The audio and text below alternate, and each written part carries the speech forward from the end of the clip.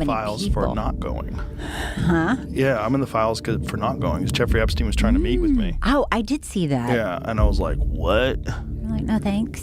Yeah. Aren't you glad? Yeah, but I would have never went anyway. It's like, it's not even a possibility that I would ever went. But especially after I Googled him. I was like, what the fuck are you talking about? This was like 2017. One of my guests was trying to get me to meet him. I was like, are you high? Like, what the fuck are you talking about? Joe Rogan was stunned when he started looking deeper into the Epstein situation. He began to question whether Epstein was really the mastermind people thought he was, or just a front for others with serious power behind the scenes. And then things got even more surprising when Rogan noticed his own name mentioned in the released files. Most people reacted the same way. Wait, what? But here's the key detail. His name wasn't there because he visited anywhere. It wasn't there because he was involved in anything shady. Back in 2017, someone connected to Epstein reached out through one of Rogan's podcast guests, a physicist, asking if Joe would be open to meeting. Rogan did what anyone smart would do. He looked up the name, saw the 2008 conviction involving inappropriate conduct with a minor, and shut it down immediately. Smart move, period. Still, what really caught Rogan's attention later wasn't that invite. It was what he believed he was seeing in the larger picture. As he reviewed publicly released documents, he started questioning whether Epstein acted alone or if there were other powerful figures operating in the background. Rogan spoke about how confusing and layered the situation looked, especially with redactions and missing names in official records. That's the part that made people uneasy. On January 30th, 2026, the U.S. Department of Justice released a massive batch of Epstein-related records to the public. Reports described it as one of the largest document releases connected to the case, with millions of pages and digital files included. The scale alone had people talking everywhere online, and once those files were out, the speculation went into overdrive. The internet went into overdrive the moment those documents dropped. People were searching nonstop. Who went to the island? Who knew what? Who was connected? Timelines were blowing up fast. But then something felt off. Many of the biggest names people expected to see were blacked out, redacted, covered up, gone. That's when the online chatter got even louder. Soon after, two members of Congress, one Republican and one Democrat, pushed for more transparency around the hidden names. One of them even said, "This is bigger than Watergate." Is an email that was sent by the victim's lawyers to the DOJ. It was a list of names not to redact, a list of names not to release. What did the DOJ do with this email? They released this email in the document production. Literally the worst thing you could do to the survivors, you did. And they're getting phone calls. A lot of these people didn't want to be known. And we know you touched the document because you redacted one name and you redacted the lawyer's name, but you left the survivor's name there. That statement alone sent shockwaves through social media. Folks started wondering just how deep the situation really goes. Now, before we go any further, let's slow it down and look at the background so everything makes sense. Jeffrey Epstein was a wealthy financier with serious connections. He owned a private island in the Caribbean, a mansion in Manhattan, and a private jet that later became widely discussed in media reports. Over the years, he built relationships with influential figures across business, politics, and entertainment. In 2008, he was convicted of soliciting a minor. That case sparked years of scrutiny, legal battles, and public outrage that still echoes today. And when new records started coming out, it reopened old questions all over again. Back in 2008, Epstein accepted a plea deal that many critics later described as extremely lenient. He served about 13 months in a lower security facility and was allowed work release during the day. Even former prosecutors later admitted the deal raised serious concerns about how the case was handled. That decision followed him for years. Then in 2019, he was arrested again, this time facing federal charges related to trafficking allegations involving multiple victims. But before the case could go to trial, he was found dead in his prison cell. Authorities officially ruled it a suicide. Still, to this day, some members of the public, and even a few experts, continue to question what really happened. The debate never fully cooled off. Your total conspiracy catalog of things that you like to dive into, outside of aliens, because everybody knows that. What are your other ones that you like? Well, aliens is the most fun one. Yeah. This is the one that I hate the most. Yeah. Because this one scares the shit out of me. Because the fear of, we talked about this yesterday with Roger Avery, the fear of these like literally demonic human beings that are running the world and don't give a fuck about human lives and enjoy watching people being tortured, enjoy watching watching people killed, participating in ritual sacrifice of people, and they do it in order to show that you're a part of a team. And we know that that has always historically been a real thing, and it's been something that you look at in history, you go, God, it's so sick, it's so twisted, it's so disgusting. And everybody wants to think, thank God that's not happening now. But then when you realize, like, that might have been happening now. For years, victims, investigators, and everyday people kept demanding the same thing: full transparency. Release the files, show everything, show the names. In early 2026, millions of documents were made public. It sounded massive, but large portions were still redacted, blacked out, and hidden from view. That only made people more suspicious. Now, this is where Joe Rogan enters the picture. He's not just a podcast host, he has one of the biggest platforms in the world. He's interviewed billionaires, politicians, scientists, and major celebrities. So when someone with that level of access says the material he reviewed was disturbing and deeply unsettling, people pay attention. During one episode, Rogan reacted strongly to what he had read, describing it in emotional terms that caught headlines fast. Salvatore Navora, Zorab Mikaladze, Leopig Leonor, Nicola Caputa, Sultan Ahmed bin Sulayem, CEO of Dubai Ports World, and billionaire businessman Leslie Wexner, who was labeled as a co-conspirator by the FBI. That reaction sparked even more conversation online. It all picked up again around February 11th, 2026, when Rogan was recording a podcast episode with actress Cheryl Hines. That's when the discussion started gaining even more traction, and the questions only got louder from there. During one episode, Joe Rogan mentioned on air, "I'm in the files." Your total conspiracy catalog of things that you like to dive into outside of aliens, because everybody knows that. What are your other ones that you like? Well, aliens is the most fun one. Yeah. This is the one that I hate the most. Yeah. Because this one scares the shit out of me. Because the fear of, we talked about this yesterday with Roger Avery, the fear of these like literally demonic human beings that are running the world and don't give a fuck about human lives and enjoy watching people being tortured, enjoy watching people killed, participating in ritual sacrifice of people, and they do it in order to show that you're a part of a team. And we know that that has always historically been a real thing, and it's been something that you look at in history, you go, God, it's so sick, it's so twisted, it's so disgusting. And everybody wants to think, thank God that's not happening now. But then when you realize, like, that might have been happening. That moment hit social media like a storm, especially because he was speaking with actress Cheryl Hines, who is married to Robert F. Kennedy Jr., a public figure whose name has also appeared in media discussions around the case. The clip spread fast and people jumped to conclusions. But Rogan quickly explained the context. He said his name appeared because he didn't meet Epstein, not because he did. Back in 2017, physicist Lawrence Krauss, who had previously been a guest on Rogan's podcast, passed along a message. Epstein had reportedly asked Krauss to introduce him to Rogan, even saying something like, "I think he's funny. Can you set up a meeting?" Rogan said he looked up Epstein's background, saw the 2008 conviction, and immediately rejected the idea. His reaction was blunt and direct, and he made it clear he wanted no part of it. That instinct, he suggested, kept him far away from any involvement. But what really caught his attention later wasn't just that invitation. It was what he believed he was seeing while reviewing the massive document release. Rogan started questioning whether Epstein was acting alone or if there were other influential figures operating behind the scenes. That's where the bigger conversation started to build.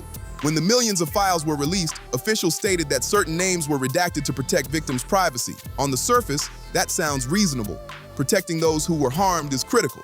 However, some members of Congress later said they reviewed less redacted versions and pushed for greater transparency. That debate over what should and shouldn't be public only added more tension to an already explosive situation. Files for People. not going. Huh? Yeah, I'm in the files for not going. Because Jeffrey Epstein was trying to meet with me. Oh, I did see that. Yeah, and I was like, what? You're like, no thanks.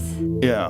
Aren't you like, glad? Yeah, but I would have never went anyway. It's like, it's not even a possibility that I would ever went. But did especially you- after I Googled him. I was like, what the fuck are you talking about? This was like 2017. One of my guests was trying to get me to meet him. I was like, are you high? That Like, what the fuck are you talking about? Representative Thomas Massie, a Republican, and Representative Ro Khanna, a Democrat, came together to introduce what they called the Epstein Files Transparency Act. Their goal was simple on paper: push for broader access to the records and reduce unnecessary redactions. That bipartisan move alone grabbed attention fast. Kentucky Congressman Thomas Massie, a Trump critic, challenged the Justice Department over redactions involving alleged Epstein associates. Are you able to track who in your organization made this massive failure and released the victims' names? Are you able to track who it was that obscured Les Wexner's name as a co-conspirator in an FBI document? Within 40 minutes, Wexner's name was added back. Within 40 minutes of me catching you red-handed. Red-handed. There was one redaction out of over listed as a co-conspirator. 4,700, and we invited you in. This guy has Trump derangement syndrome. He needs to get. You're a failed politician. When Massie spoke publicly, he didn't hold back. He said,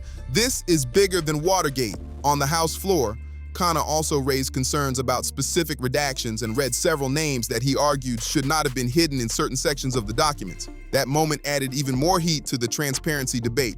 One name that repeatedly comes up in public reporting is Les Wexner. Here's where people started asking questions. Some documents had redactions in certain sections, while the same name appeared openly in many other parts of the release. Critics argued that the inconsistency didn't make sense. Officials have said redactions were applied to protect privacy and legal standards, but skeptics weren't satisfied with that explanation. That clash is what fueled the controversy.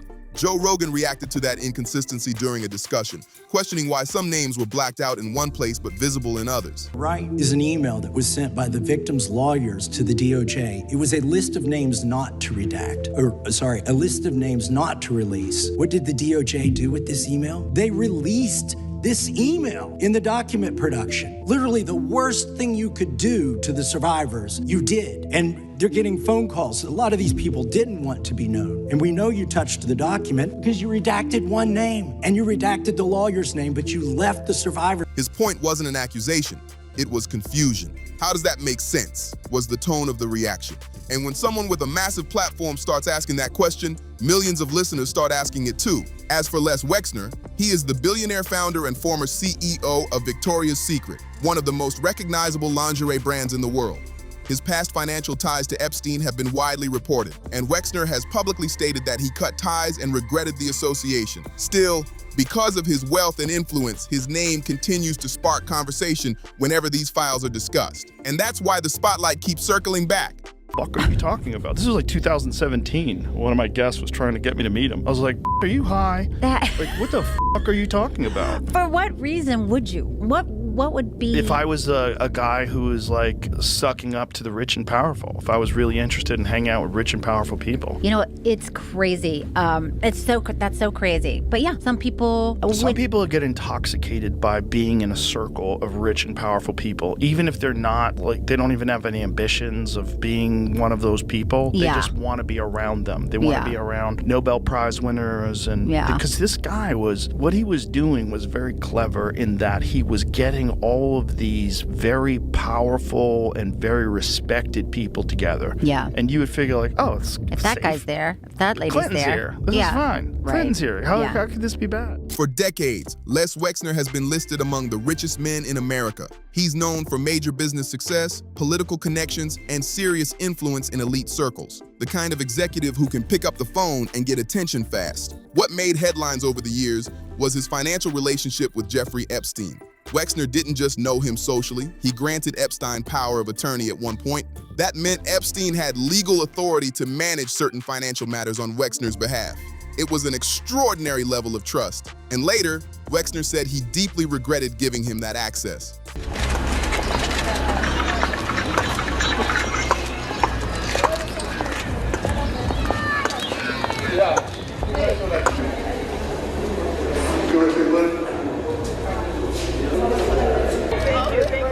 There was also the Manhattan mansion tied to Epstein, a massive property reportedly once owned by Wexner before being transferred. That residence later became central to investigations. Media reports even mention unusual artwork found inside, including a widely discussed portrait of former President Bill Clinton. Stories like that only added to the public fascination and suspicion surrounding the case. Journalist Whitney Webb has publicly written about Wexner's financial ties to Epstein, arguing that powerful institutions and wealthy figures played larger roles than many realize. There are people that were the people that did this to both me and Corey that are still working, they're still out there, and they're some of the richest, most powerful people in this business. And they are. And they do not want me saying what I'm saying right now. Are you saying that they're pedophiles? Yes. And that they're still in this business? Yes. That's what, and that's what you were saying in your book. When you talk Morton, serious topic. You said that there was one gentleman in the industry who did not take advantage of you. He was not a pedophile. You said it was Michael Jackson. Of all people. Her reporting sparked strong reactions, with critics and supporters debating her conclusions intensely. Some dismissed her claims, while others said the later document releases raised new questions. The conversation remains heated to this day. Law enforcement agencies examined many connections during their investigations, including financial relationships and communications. However, after Epstein's death, several investigative paths reportedly slowed or shifted focus. Wexner has consistently maintained that he was misled and that he cut ties once he became aware of wrongdoing. He has denied any knowledge of criminal activity. The bigger issue for many observers isn't just one individual, it's how someone like Epstein gained access to powerful networks in the first place. That's the question that keeps resurfacing, and it's why this story refuses to fade away. Wexner has said publicly that he cut ties with Epstein in 2007 after learning troubling details. Bad enough to think like this was a dangerous situation in the beginning. During the interview, Dixon went through some of the messages he claims Perry sent him, including ones which Perry appears to reference Dixon's sex life. He also explained an alleged incident in which he claims things turned physical with the Hollywood megastar. One of them says, what's it going to take for you to have guiltless sex? Have y'all found that in therapy yet? I would hope that you would let someone hold you and make love to you. Now, the complaint also alleges that in January of 2020, there was an escalation from the text messages to Tyler Perry's behavior becoming physical. Can you explain that first alleged incident? Yes, we were over at his house. We're having some drinks in his guest house, and it was late at night, and he has a guest quarters, and said that you can sleep there instead of not driving, and his house is far from Atlanta and where I was living. And I got into bed, and then I noticed that he climbed into bed with me as well and started rubbing my leg. And I jumped up out of bed, and he has said, turn around so I can look at you, and just commented on how I looked, and then. However, released records showed that their association had stretched back many years, involving financial dealings and property transfers. That contrast between the public statement and the documented timeline is what keeps people debating the situation. Joe Rogan voiced frustration over another issue, the redactions. He questioned why some names appeared clearly in multiple sections while others were hidden in specific spots. His point wasn't to accuse, but to highlight how inconsistent it looked. And when something feels inconsistent, people start asking harder questions. Another name that has circulated in online discussions is Sultan Ahmed bin Sulayem, a Dubai-based businessman known for his leadership role at DP World, a global port operating company. He has long-standing connections in international trade and business networks. His name appearing in document releases led to online speculation, especially around certain email exchanges that were widely quoted out of context on social media. One particular email line that circulated online sparked outrage, but it's important to be clear. Isolated excerpts from large document dumps can lack context, tone, or verified meaning. There has been no public evidence proving criminal wrongdoing tied to him in relation to those messages. Still, because his name reportedly appeared multiple times in the release files, the internet ran with it fast. The key thing to understand is that appearing in documents does not automatically equal guilt. Large investigations often include thousands of names, business contacts, social connections, casual communications. But when powerful global figures are mentioned repeatedly, people naturally want clarity. And that's why the conversation keeps heating up. When the files first came out, some names were redacted. Online critics argued that shielding certain high-profile international figures could be tied to protecting diplomatic or trade relationships. That's the theory people pushed hard on social media. Later, when additional versions of documents circulated with fewer redactions, Sultan Ahmed bin Sulayem's name was discussed more openly online. Around that same period, he stepped down from his leadership role at DP World. However, stepping down from a position is not the same as being charged with a crime. As of now, there have been no public criminal charges tied to him in connection with those document mentions. That distinction matters. Joe Rogan reacted emotionally when discussing inconsistencies and redactions. His tone was frustration, questioning why some names were hidden in certain places and not in others. The bigger point he was making wasn't a legal claim, but a transparency question. And that question hit millions of listeners hard. Now, shifting gears to Hollywood, Oprah Winfrey's name has gone viral in countless posts claiming she visited Epstein's island multiple times. Those claims have been debunked by multiple fact checkers. There is no verified evidence supporting those viral rumors. So if you've seen those clips floating around, understand they've been proven false. What is documented is Oprah's past friendship with Harvey Weinstein. They were known to be socially connected for years, as were many public figures in entertainment during that era. In a civil lawsuit, actress Katie and Noble testified that Weinstein referenced Oprah's name and presence to build trust. Noble stated that Weinstein used Oprah's reputation to make situations feel safe. It's important to note, there is no evidence that Oprah was aware of or involved in any misconduct. The key difference here is association versus participation. Being socially connected to someone who later faces criminal allegations does not automatically mean involvement. Still, when powerful names are mentioned in legal testimony, the public conversation gets intense fast. And that's why this part of the story sparks so much reaction. Online rumors have tried to link Oprah to all kinds of situations, but it's important to separate verified facts from viral exaggeration. Yes, Oprah attended high-profile industry events over the years, including gatherings hosted by major music and entertainment figures. But attending public celebrity parties is not proof of wrongdoing. Right now, some of those events are being discussed in connection with serious allegations against other individuals. And investigations should focus on verified evidence, not assumptions. Back in 2007, a staff member at Oprah's Leadership Academy for Girls in South Africa was charged with abusing several students. Oprah publicly addressed the situation at the time, saying she was deeply disappointed and committed to ensuring accountability. That case was about the accused staff member, not Oprah personally, but critics still bring it up when discussing oversight and responsibility.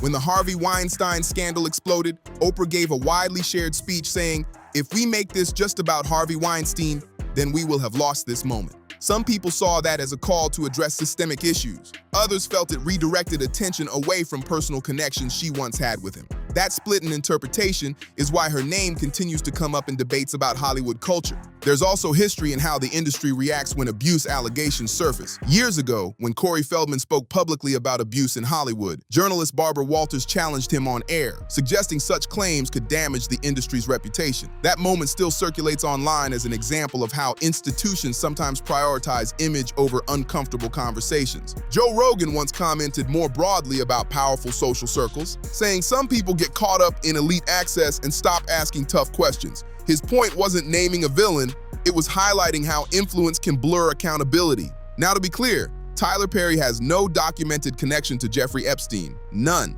However, in June 2025, actor Derek Dixon filed a large civil lawsuit against Perry. A lawsuit is an allegation, not proof. The case is part of an ongoing legal process, and like any civil claim, it will be handled through the courts.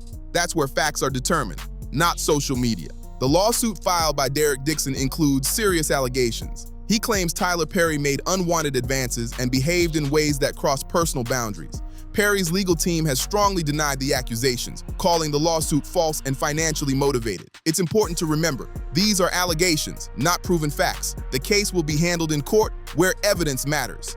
One line from Dixon's filing stood out to many observers. He said, "I convinced myself it was part of the industry, but I couldn't stay silent anymore." That phrase, "part of the industry," is what sparked bigger conversations online. Some people argue that in powerful spaces, unhealthy behavior can get normalized because careers, access, and reputations are on the line. Others push back and say broad generalizations unfairly paint entire industries. The truth is, every claim deserves careful review, not a sum. When Sound of Freedom hit theaters, audiences turned out in huge numbers. On its opening stretch, it even competed closely with major blockbusters like Mission Impossible.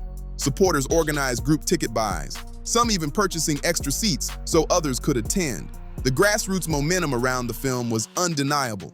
What many people didn't realize is that the movie had been completed years earlier and faced distribution delays before finally reaching theaters. Once released, some mainstream outlets criticized it heavily, and a few commentators tried to link its audience to online conspiracy movements. Supporters pushed back, saying the film was simply highlighting the reality of human trafficking. The media back and forth became almost as big as the movie itself. Actor Jim Caviezel, who portrayed Tim Ballard, publicly stated that he believed Hollywood was uncomfortable with the film's subject matter. That comment fueled even more debate. Some argued the movie exposed how trafficking operations can hide behind legitimate fronts. Others said the narrative risked oversimplifying complex global issues. The conversation got loud fast. It's important to clarify something. While the film is based on real anti-trafficking operations, it is still a dramatized production, not a documentary. Comparing it directly to specific criminal cases can blur important distinctions. Real investigations rely on verified evidence, not cinematic storytelling. Still, the movie tapped into public concern about exploitation networks and institutional blind spots, which is why it resonated so strongly. Bringing it back to Joe Rogan, his involvement in this wider discussion began with something simple, seeing his own name referenced in a massive document release. That surprise pushed him to look deeper. The more he explored the broader themes of power, influence, and secrecy, the more he questioned how these systems operate. And that curiosity is what sparked this entire wave of conversation. Passions. Historically, major scandals in entertainment have revealed how difficult it can be for individuals to speak up, especially when influential figures are involved. When patterns of silence show up in different cases over time, people start asking whether cultural pressures played a role. That doesn't mean every accusation is true. It means accountability and transparency are crucial. The conversation about exploitation also reached pop culture in 2023 with the release of Sound of Freedom, a film based on the work of former Homeland Security agent Tim Ballard. The movie focused on efforts to combat child trafficking and unexpectedly became a major box office success. Produced on a reported budget of around $14.5 million, it earned over $250 million worldwide. Its financial performance surprised Hollywood and sparked heated debates across media and social platforms. In all of this, one idea keeps coming up. Epstein may not have been the very top of the ladder. Many believe he operated as a connector, someone who moved between wealthy circles and built relationships that gave him influence. That doesn't automatically prove a hidden mastermind above him, but it does raise questions about how he gained so much access in the first place. Les Wexner, the billionaire businessman who once gave Epstein financial authority and property access, has long said he cut ties after realizing he had been misled. His name appeared in document releases, sometimes redacted in certain sections, which fueled more speculation. Still, no criminal charges have been filed against him in connection with those mentions. He remains free, and he has denied wrongdoing. That's the legal reality. Sultan Ahmed bin Sulayem's name also appeared in the broader document discussions, sparking online outrage. He later stepped down from his corporate role, but again, there have been no criminal charges publicly filed against him related to those document mentions. Public suspicion and legal proof are two very different things, and that line matters.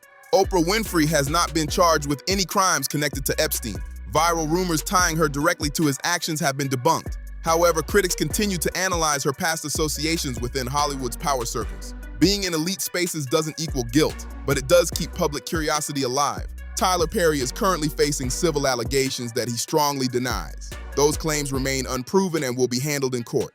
Allegations are not convictions, and fairness demands we remember that. The broader conversation isn't just about individual names. It's about power, influence, transparency, and how institutions respond when serious accusations surface. That's the thread tying everything together. Now I want to hear from you. Do you think the full truth about these powerful networks will ever fully come out? Or will parts of the story always stay hidden? Drop your thoughts in the comments below. If you found this breakdown helpful, make sure you hit that like button, subscribe for more deep dives, and share this video so others can join the conversation.